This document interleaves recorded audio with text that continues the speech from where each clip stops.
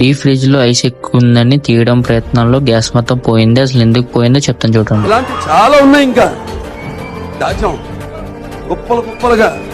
Guys మీరు చూస్తున్న KUMSC work Eluru.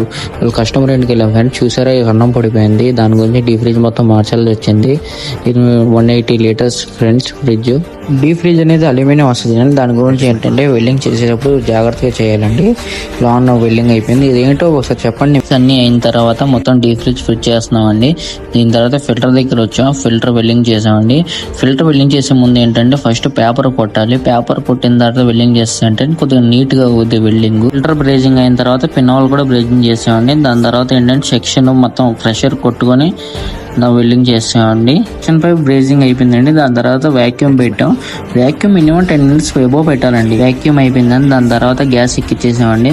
Maximum 10 PSI పెట్టాలండి ఫ్రిడ్జ్లకి. గ్యాస్ మొత్తం రీఫిల్ చేసిన తర్వాత ఒకసారి లీక్లు అనేవి చూసుకున్నాం. దాని తర్వాత లోనికి వెళ్ళి కూలింగ్ చూసుకున్నాం. ఈ ఫ్రిడ్జ్ లో అసలు ఐస్ ఎందుకు ఎక్కువ కట్టొద్దంటే ఈ సెన్సర్ డీ ఫ్రిడ్జ్ కి తగిలి ఉండాలండి.